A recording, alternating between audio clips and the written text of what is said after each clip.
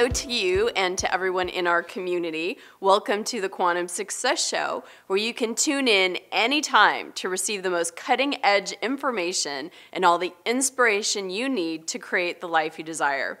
My name is Christy Whitman. I'm a Master Certified Law of Attraction Coach and the founder of the Quantum Success Coaching Academy. For nearly 20 years, I've been studying, applying, and teaching others how to utilize universal principles like those I'm about to share with you here to deliberately create a life that you absolutely love. I stand by every one of the principles that I teach, not because they sound good in theory, but because I have used them to create turnaround after turnaround in virtually every aspect of my own life. I just finished my latest book called Quantum Success: 7 Essential Laws for a Thriving, Joyful, and Prosperous Relationship with Work and Money, which is scheduled to be released in September of this year. And over the past few weeks, I've been sharing on the show some of the very best nuggets that came forth in writing that book, and really offering them as insights, tools, and daily practices that you can begin to apply immediately to become a more deliberate creator of your life experience. If this is your first time tuning in, I highly recommend going back to some of the earlier segments, because even though I'm using career success as our focal point for understanding the universal principles that are at work behind the scenes, like shaping and guiding every manifestation, everything that I teach can be applied to creating whatever you define as success in every area of your life.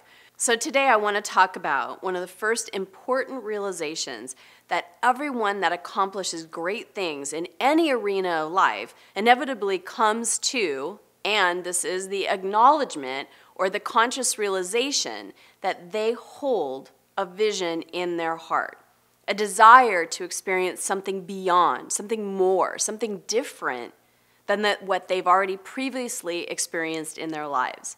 Now, in truth, every human being holds these heartfelt visions, these seeds of greatness. But not everyone allows these seeds to bloom or really understands the type of environment that must be created in order to support them in blooming. So what makes the difference between someone who fulfills their visions and those who don't is the main distinction I want to explore with you today. And this is the difference between being a visionary, someone who champions their heart's desire and nurtures them into being, and those who are what I call the reactionaries, which is someone who allows the circumstances of what he or she already has created to limit the scope of what they believe they can create in their future. So visionary is someone who gives more credence and more power to his own mind and imagination than to the apparent limitations of any present circumstance. If you look back in history to all those that have lived extraordinary lives, you will see that they were all visionaries in the sense that they were willing to reach beyond the status quo. And in that reaching, they transcend what most humans collectively define as boundaries of time, money, space, even gravity. A visionary believes so powerfully in their own desire that they're led outside of the limitations of their own minds, where they can tap into universal creative forces much bigger than themselves. So right now in your own life, you're surrounded by conditions and considerations that may have you convinced that you are powerless to reach the next level of fulfillment that you desire. Maybe in your career, in your personal relationships, or even in regard to the level of health and vitality you experience. You may believe you're too old, or that your ideas are nothing special, or that everything you desire to accomplish has already been done before. However, those thoughts, those beliefs, and those perceptions, when those show up for you, it's imperative that you begin to recognize them for what they really are. They're not the truth, but you will make them your truth if you continue to affirm them. Remember that a reactionary is someone who unconsciously creates more of what they already are experiencing in their lives simply by virtue of the fact that they consider to give more attention to what already is than what could be. What we call genius is nothing more than having the faith and the willingness to hold true to your vision, even in the face of naysayers who will invariably try to talk you back to reality. A visionary sees in his or her mind and feels in his or her gut what has not yet been created, and in doing so, creates it from the inside out. Most of us don't give ourselves permission to envision the life we really want because we've already come to a foregone conclusion that it just isn't possible. It's the opposite of being a visionary. This is being a reactionary. And as long as we are reacting to what is already manifested in our lives, we will deprive ourselves of our inherent power to create something different. Just think about this for a moment. Think about Thomas Edison. If Thomas Edison, all he did was react to the fact that in the early days of his life, fire was still the primary source of light, rather than allowing himself to dream of the innovation that he was born to bring to this world. Dang it, the fire went out again, and I was just getting to the good part of this book. It seems ridiculous, but this is how so many of us are living our lives, and we don't even realize it. We have so effectively convinced ourselves of our own limitations and have become so practiced at replaying the experience of our failures that we cannot see the possibilities that are ours to discover. So the first step in becoming a visionary rather than a reactionary is to find or summon the courage to think and imagine past your current limitations, whatever they may be, and to realize that everything is in the process of becoming, and therefore no creation is ever complete, and to acknowledge that you were born with certain interests, with unique talents, and with particular preferences towards some aspect of your life more than others, and that you were meant to follow these and nurture them into full fruition. So for example, in the evolution of my own career, I had to acknowledge that I never enjoyed working with numbers. So I knew early on that I wasn't interested in becoming an accountant, a bookkeeper, or working in the world of finance. The distinction of what I didn't like to do helped me to realize that I was not a numbers gal, but a people person. Looking back, it's easy to see that the times in my life when I felt the happiest were when I was helping people. This realization of what I love and my willingness to follow it and to indulge my fascination with human potential, rather than forcing myself to do something that didn't interest me, is what led me on the path of becoming a law of attraction coach.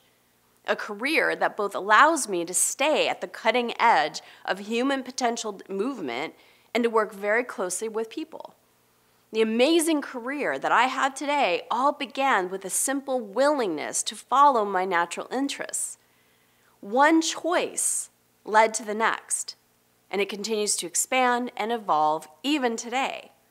So I share this example with you because right now, all you need to have in order to become more of a visionary in your own life is a subtle inkling of what you might enjoy doing and what skills and insights you would most like to contribute to the world, and to give yourself permission to follow that calling. So I'd like to end today's segment by leading you through an inner process that will help you more clearly connect and define your heart's desires, those visions that you hold that you may not have previously allowed yourself to acknowledge, so that you can become a champion of them rather than an opposing force in their unfolding. So take a few moments to clear your space of any distractions and to place yourself in a comfortable position. And when you're ready, just gently close your eyes. And I'd like for you to begin this exercise with the understanding that you are not seeking to discover the end-all, be-all vision for your career expression that will fulfill you forevermore, but simply a broad stroke picture of the type of work that you are generally good at and would enjoy doing. So with that background in mind, approach it in a soft, easy, and general way. Allow whatever information arises in whatever level of detail, knowing that it will flesh out over time. As you reflect back over your life, notice the high points, the peak experiences that easily jump out at you. When having you feel like you were operating at your highest capacity, firing on all cylinders, living in the flow, being fueled by a continually renewed passion for whatever you're engaged in. In what periods of your life did you feel the most inspired or the most connected to your innate strengths and talents? When did you feel that you were making the biggest contribution to those around you? Maybe it was when you were heavily involved in sports, or when you were a new parent, or maybe you can recall a job that you had when you were younger that while it may not have been the best career choice, it was genuinely enjoyable for you to do. So next, mentally place yourself back in those situations and see if you can identify what it was about these experiences that you enjoyed the most. Did they call to you to show up in a different way that left you feeling proud about your accomplishments? Did you feel like you were investing your energy towards contributing to an important goal? To the extent that you're able, identify the inner qualities that these situations brought to life within you and write these down. Even if in this moment you can't make any logical correlation between these inner qualities and how they could be used in a career setting, identify them nonetheless. They represent the unique contribution that you alone are here to make in seed form. So now, taking a deep breath, allow yourself to really feel pulsating within you the presence of your highest qualities. Feel them and notice that the more attention you give them, the more the momentum their energy gains. And now, without forcing or trying to reach for anything in particular, allow yourself to become aware of some of the things that you could do this week to become even more expressive of these qualities in your life. What people or environments could you seek out that would enhance your expression of these qualities? What rituals could you do for yourself to celebrate these aspects of you? What actions might you take that would leave you feeling even more like the person you most want to be? Whatever awareness came to you, just acknowledge and thank yourself for them, knowing that they are the very act of asking these questions will continue to summon more insights in the days that follow. And if you're willing, commit to doing at least one thing, either for yourself or with somebody else, that will nurture the interest that you hold and the qualities that represent your very best self. They may seem like baby steps, but as you take them, you'll be guided even more clearly to the next expression that your soul is calling you forth to make for yourself. So when you're ready, please gently open your eyes and come back to this time and place, bringing with you all of the wisdom that you receive from deep within. Welcome back. Thank you for joining me in this sacred creative space today. I invite you to click the link below and pre-order my new book, reserve your copy, Quantum Success, 7 Essential Laws for a Thriving, Joyful, and Prosperous Relationship with Work and Money. Please feel free to post any questions or comments so I can stay in touch with how you're doing, and I'll see you next time.